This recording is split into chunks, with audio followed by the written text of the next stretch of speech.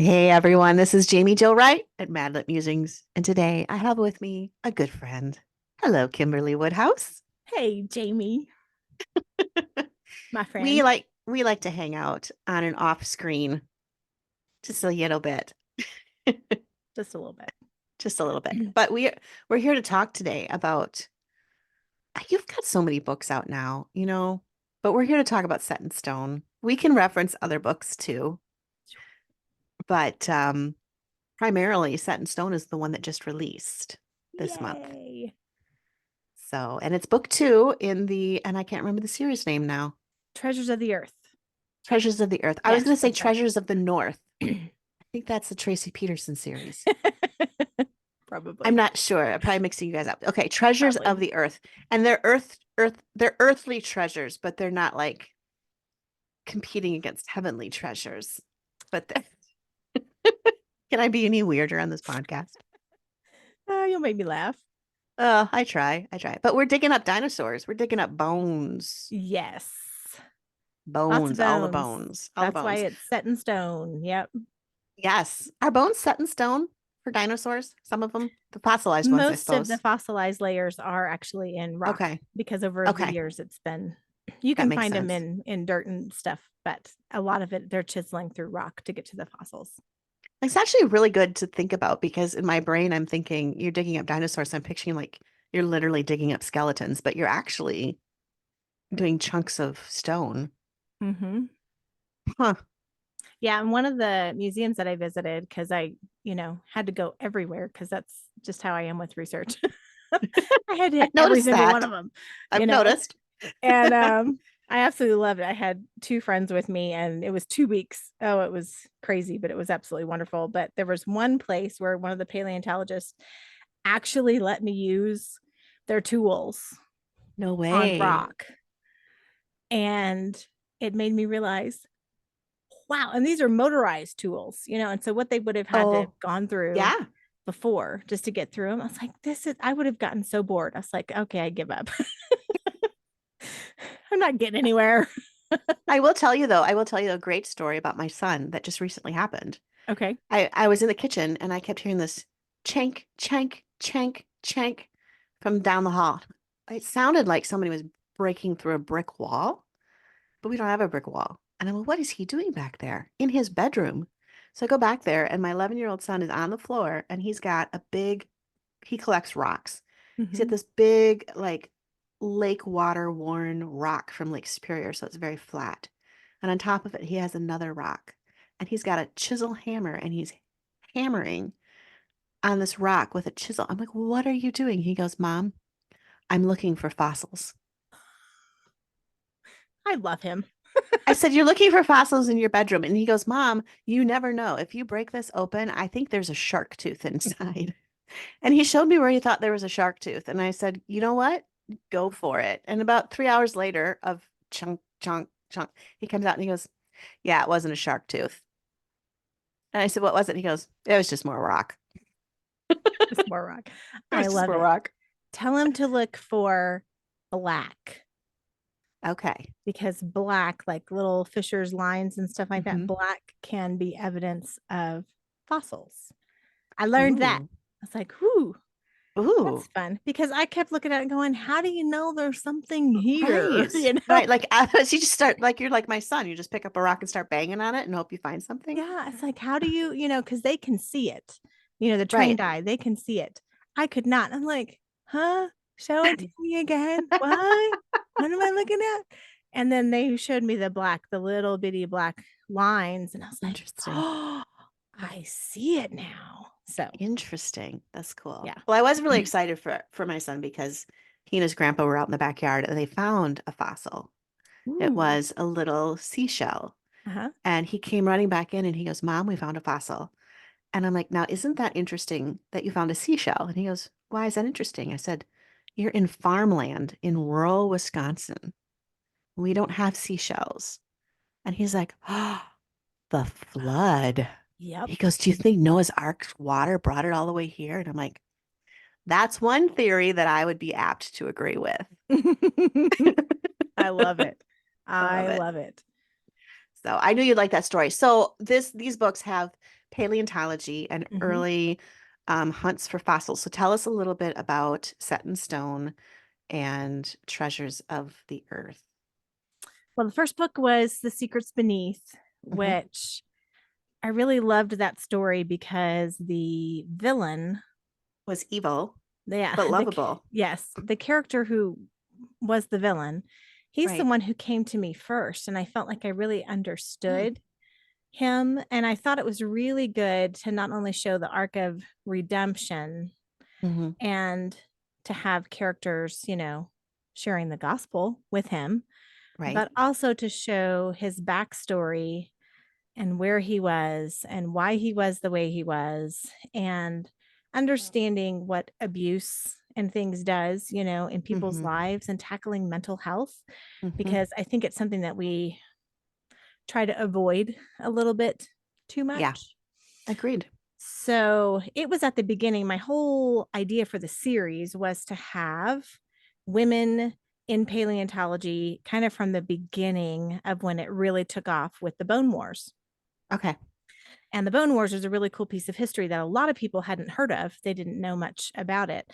Also known as the Great Dinosaur Rush in America, but it was really known as the Bone Wars, and that's what most people relate it to. And the Bone Wars are because of Cope and Marsh, these two wealthy paleontologists who wanted their name on everything, and they Hmm. wanted to be the ones, to find the next greatest, biggest, whatever, and to have the next paper written about them. And they threw their money, out at this. And neither one of them did a whole lot of digging. They paid people, to do Yeah. most of the digging for them and their teams. And it was this big race. The problem was neither one of them did things above board. There were so Hmm. many bad, nasty, unethical things that they did during this. They gave paleontology a bad name. So, another thing that I wanted to bring up in the series is the fact that these heroines who want to be in the field of paleontology are also trying to kind of redeem the Sure. science Yeah. that they want to be in. Then the other element is the fact that this was the huge era of when faith and science split. Yeah. So after Darwin's book, the scientific community, let me back up. Before Darwin's book, Okay. I believe it was 90% of all the scientists in the history, right? Hmm. All of the great men of science, 90% all believed in God. They believed in a creator. After Darwin's book, the shift really started happening because then scientists were like, well, we're negating the creator. So if they were negating the creator, they're negating God. True. So all of these men who had believed and who had founded so much of our scientific principles and all of this that is the basis of our science today, all of these Right. great men and women were of faith because they understood that you couldn't negate the creator. You needed the creator. Right. So there's this huge shift. So during this time, you have the scientific community who's like, well, you can't have anything to do with the church because they're ignorant, because we've now figured it all out, right? Right. We're Right. negating the creator. And then you have everybody in the church who for so long loved science because all of the Hmm. scientists they learned, at the feet of these great men who Right. did not negate the creator. And they're like, well, now you can't have anything to do with scientists because they're saying God doesn't exist.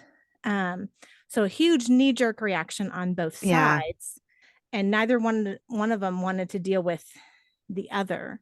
Hmm. So Earl Douglas, who is the founder of Dinosaur National Monument, he's the one who found the bones, and he's famous out there Okay. because of it. His granddaughter very graciously gave me permission to use his quotes and journals and field journals and everything in the books. And so there's a quote at the heading of each chapter that's Okay. from his journals. That's neat. That's really cool. And he was just super cool guy. I loved reading his journals because he journaled for like 47 years. And Mm. watching him and his love, right, for digging in the dirt and for digging and trying to find bones, decades worth. He just dug and dug and dug because he believed in it and he wanted so Hmm. desperately to be someone in this science, and that helped Right. elevate it, that helped educate people. But he was a man of faith.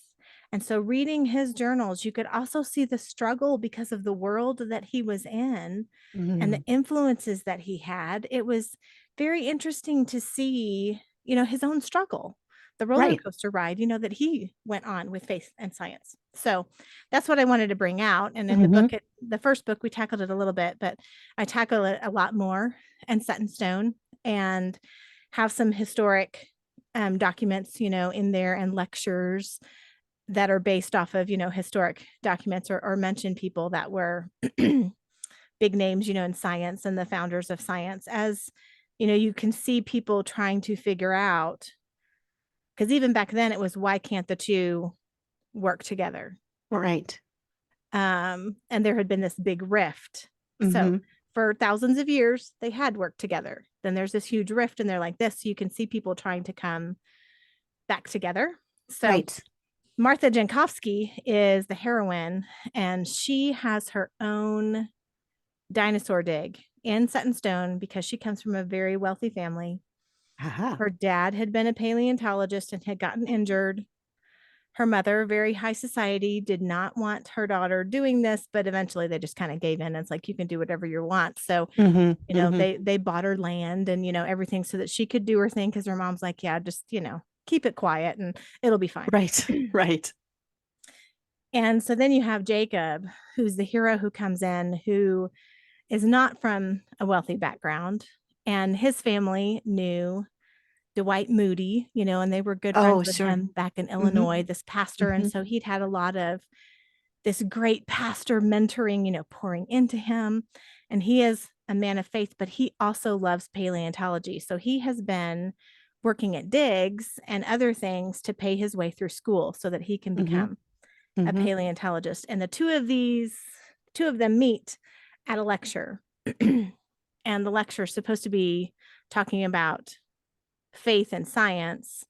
And it becomes a big hullabaloo, and all this. And they just connect Yeah. and they start discussing. But what they don't understand is Martha has gone to the museum and has asked the museum curator if she can have a display with her name on it if Okay. she finds, because she knows what she has, she just hasn't dug it all up yet. Okay. And she wants this display. Well, the museum curator is like, yes, but there's another team that's working on one. And so we've decided to make it a race, Oh, which in paleontology is ridiculous because it takes forever right. to do Right. anything. So he's pit these two teams together, saying whoever brings it to me first, right? No Yeah. stress. No No, stress at no all. stress. No. Then they get the display. So she's very secretive, doesn't tell anybody what she does, doesn't tell anybody where her dig is. She's held everything very close to the vest. So when she meets Jacob, he doesn't even know that she's on a dig, and he has just been hired on the other dig. Oh, Yes. you just like to put your characters through so much trauma. I almost find Just a little myself bit. praying for them sometimes. Oh, Like, good. I know that you will have these conversations and you're like, okay, I'm going to do this with the character, blah, blah, blah, blah, blah. And then, like, I don't know, 24 hours later, I'm thinking, oh, Martha needs prayer today. I'm going to wait a second. She's fictional. I don't need to pray for her. She'll be fine. It's sad, Kim. Like, I literally, love I it. have prayed for your I characters. love it. Thank you. I You're thank you. welcome. Because they need it. Their author really needs Maybe it. I was just going to say, maybe I'll shift the prayers onto the author. Yes. So Jamie and I have joked because she definitely has you. You Okay. definitely have this niche that's just amazing, that you've almost created your own genre, right? And you are the Okay. queen of this gothic creepiness, right? Within the Christian industry. Yeah, Yes. absolutely. Yes. So then I have readers who write me, and they're always talking about me and Jamie together. They'll always compare the Hmm. two of us. And it's like, we always thought Jamie was really creepy, but you kill more people. So um characters. I kill more characters, not people. Sorry. You have a high, you have, yeah, let's not get censored here on Spotify. Have a higher body count in the book, Yes. within the book. But my husband has said from the very beginning that I'm just good at killing off characters. Hmm. And if that's one of my strengths, then I'm just going to go with it. You do just go with it. I think it's important, and it shows that you don't have such a deep emotional connection to your characters that you're not willing to make them suffer, True. horrifically suffer. True. Because I know where some of your characters are going to go in some future books, and I'm like, girl, there might need to be some therapy here in the Maybe. future for your readers, if not for you. Yep. So my editor, Karen Ball, um, Hmm. she used to really harass me. And she's like, Kim, you just never have any edits on your villains. She goes, I just love your villains. And even if they're just this really minor role, she's always Hmm. raving about my villains. And it was kind of nice not to have to edit them. Right. Right. But we would laugh about it. And I would say, okay, I'm a pastor's kid and a pastor's wife. What does that say about me? See, that's the funny thing though. I'm a PK, and Hmm. I was married to, well, I still am married to him, but I was. Everybody's gonna start praying for my marriage now.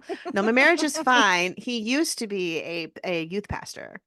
And so Right. I kind of have thought the same thing. And then people are like, oh, that's the back. And you were homeschooled? They're like, you are a strange child. And I'm like, yes, yes. The deviance is not far below the surface in us, Kim. Yeah. You got to love Jamie's brain, though. I love your brain. It is fabulous. And every time we brainstorm or, in mastermind group, just having a discussion, it just thrills my heart because I love the gift that God has given you. It's just beautiful and it's amazing. All of this creative, this comes from God. We know that He is the author of all story, Absolutely. He's the Hmm. creator of all of this. And I love that we Hmm. get to just be the tellers, right, of His Right. stories. And Right. so I love the gift that He's given you because it's unique and it's different and it's a beautiful thing. Well, I feel the same way about you though. But yeah, I think that's the neat thing with fiction and story is everybody brings the personality and creativity that God's already planted in them, and they bring it differently. And we need that in fiction. And I love like the series, the Treasures of the Earth series, for the readers that are listening, is a very unique historical, it would be labeled as historical romance, I think, right? Yes. More than thriller. But Hmm. it's a very unique historical romance series within that genre because of the areas where it's set, but then also the elements of paleontology. And there's so much interesting history that you've woven that is important because I don't think, and going back to kind of what you were saying too, when you really step back and look at what happened during the Bone Wars and during the time when Darwin's book came out and Hmm. that fracture that took place between faith and science, you can see the trajectory that especially the American faith culture Hmm. went on and went forward. And there's been times I'm like, man, if you stepped back and you eliminated Darwin's theory, where would our nation be today? Right. Because we embraced the concept of no creator, no higher power, um, which evolved things, which then made truth far more relative and far less cemented. And that just has created this, my mom would say, a drifting process. I A love it. drifting. She would take me down to our pond, and she would set a stick in the pond, and she's like, "Watch the stick. See how long it stays close to shore." And I'd Yeah. sit and watch the stick, and it would slowly like drift out to the middle of the pond. And there's not even much of a current in a pond, like it's a stationary body of water. But eventually the stick would get further and further away. And she says, that's how deceptive belief systems can be, to take Hmm. you further and further away from the truth because you don't even realize how slowly you're moving until all of a sudden you're in the middle of the pond and you're going, the shore's a long way away. And I feel that's kind of what happened with the era that you're writing in with your books. Very much. You nailed it. Yes. I nailed it. Yeah, and I didn't have a follow-up question. So I just became a really bad podcast interviewer. Yeah, you Like, here, I'm did. gonna make a statement. I'm just gonna summarize it for you. But no, I like that about your books because you're willing to go there. I guess that's what I'm thinking about. Because Yeah. that's not a that's you're really going into places that a lot of people would be like, science, faith. So as you have readers picking up these books, what do you say? Oh, here's a question. This is a big one. What Okay. do you say to the believer who's reading your books, but also believes in the theory of evolution? What do I say to them? Yeah, how would you respond to them if they're like, but don't you believe that evolution could have had a hand in the extinction of the dinosaurs and in the What, trajectory of science? yeah, what I would say is the fact that we have seen, and hopefully I get this right because I'm really tired and Yeah. I've been traveling, so my brain might be off. But we have seen lots of evidence of what is macro, I think, Mm-hmm. evolution, Mm-hmm. like different breeds of dogs, right? Different breeds of horses. But there's never been a big shift of a lizard turning into a monkey. Like we don't see we don't see that happening Right. today. We don't have any evidence of that today. So Mm-hmm. my whole point is not to get us to be divisive about it, because as I was researching all of this, I had to kind of dive pretty deep into all the belief systems Mm-hmm. of believers. So Mm-hmm. there is theistic evolution, not atheistic, theistic evolution. Theistic evolutionists. Yeah. Yeah. There is the day age theory, Mm-hmm. there's so many different, I think there were six when I had looked up all of them, Right. of what believers. And the thing is, I'm just going to be blunt. Believers, we don't need anything else to argue about. We really don't. And because what the world sees is the world sees us arguing. Mm-hmm. And I'm going to use my Cassidy's phrase here because I love my Cassidy girl. And, frankly, I think Christians, we need to get our poop in a group and realize that the world, the secular world, right? The Mm-hmm. people who do not believe in God and who do not have Mm-hmm. faith, they need to see us shining a light and being different Mm-hmm. and not being divisive and argumentative, just like the rest of the world is about everything else. Right. Um, and I totally believe that that's how the enemy has gotten in there. That's why Mm-hmm. we are the only faith on the planet that has 5 million denominations, because we can't Yeah. agree on things. Um, and I do believe that that's a tool of the Oh, enemy. for sure. So Yeah. within these books, I wanted to tackle it from the perspective of the time period Mm-hmm. and what they would have tried to understand with the resources that they had, and tried to grab onto. It's kind of like people wanting to argue about the end times, whether you're a pre-trib person or a mid-trib person or a pre-wrath person or a amillennialist, Right. all, all the different big theology words we could throw out there. Right. Um, Exactly. it doesn't matter. The things that matter are, do you have a Mm-hmm. relationship with Jesus Christ? Right. Do you know him? Because Right. that's eternity right there. Right. That's what's on the line, Right. is Right. your eternity. And we have all kinds of different things we could hash out, kind of like with this faith and science, because Mm-hmm. so many people get caught up in, well, what about this? And what about this? And what about this? And what about this? And it's like, I love science and I think science is super cool. And I love Mm-hmm. reading discoveries and all the different things that they're coming up with now. But my biggest thing is, I don't negate the creator. I Right. know the creator. I Yeah. know him. And Mm-hmm. I know that he is God Almighty. Right. And I know that he is the creator. And so for me, it's very easy to grasp science Mm-hmm. and to grab onto things. But I Mm-hmm. know there's a lot of people who struggle with it. Right. Right. Well, and there's a lot of people that want more of the firm scientific answer, or it was this, or it's old Mm-hmm. Earth versus new Earth versus, Mm-hmm. all of those things. And I was talking to my husband about it once, and he comes from a very apologetical background, so he can Mm-hmm. go, he'll pick whatever argument you want, and he can argue it just for the sake of arguing it.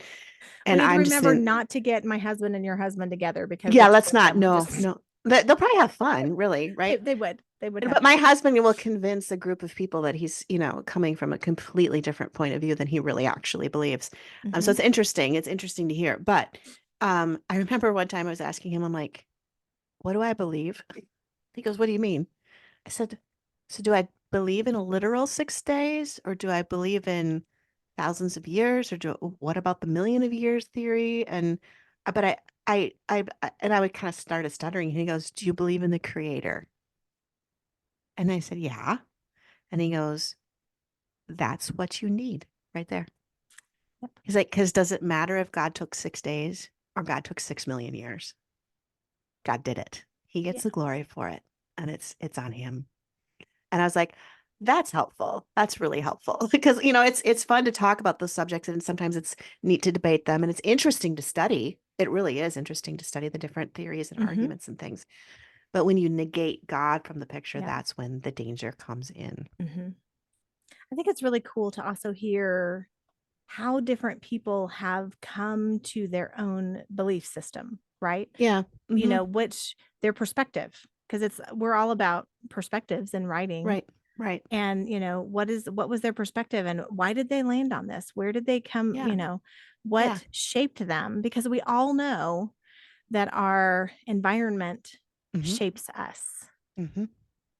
If we took ourselves in the 21st century right now and plopped us in 1800, we are shaped by the culture that we've lived in. And so our Yeah. opinions, our political Hmm. views, our whole Hmm. observation would be like, what's going on? Kim, Because you we and I would probably struggle if we got thrown back into the 20th century, 19th century, because we'd be a little bit outspoken, just a tad, just a little bit. just a little bit. That's very true. That's a good But point. it would be kind of fun. Now I want to go back. Let's do it. Let's I'd build a probably time be in machine. jail. I'd Oh be on the gosh. run. I'd be on the run out west somewhere on the back of a horse, hiding and There strapping you my go. revolvers on my hips. Not that I'd be robbing banks. I'd just be running for my life because I got mouthy with someone. So Exactly. And that's why I think I'd be in jail because I think somebody was like, well, no, you're not allowed to speak anymore. We'll just, it's okay, Kim. I'm coming to break you out. okay. Phew. Used to have my friend. We should build a Oh, time fun. machine just so we could do this, so we could see what happened. Yes, let's do it. I'd Let's write do a it. And book make about sure it. you bring your cell phone. Hopefully, we'll have signal and we can record it. That would be hysterical. Oh Oh my my goodness. gosh. Okay, so this is book 2, Set in Mhm. Stone in the Treasures of the Earth series that we're talking about. Yes. We have book 3 that's coming out when? September. September. And that one is titled, A Hope Unburied. ooh, I love it. I love it. And can you read these books on their own, or do you have to read them in order? Yes, you can. They are Okay. standalones. The only thing that connects them is women in paleontology. Okay. So if you want to, read the progression of time, the first book is like Hmm. 1870s, the third one ends 1915 when Okay. Dinosaur National Monument is created. Right, right. So 1916-ish era is when that one is. So they do span time. Hmm. It's just they're all standalone. Right, So right. hopefully All everybody right. will enjoy them. All right. Sounds good. Well, rush out, get your copies right now. Don't Please. delay. And put the next book on pre-order because pre-orders are awesome because then once they come out, you don't have to remember to order them. You've already done so. Exactly. So, yes. All right. Well, Kim, as usual, we've run the gamut of going all over the place in our conversation. And whether we made sense or not is yet to be determined. But it is what it is, folks. Yes. It's Jamie and Kim signing off for the day. Yes. And I just love this every time we talk. I love it. Well, we love having you here. I love having you here. So Thank we'll you. have you back soon. Okay.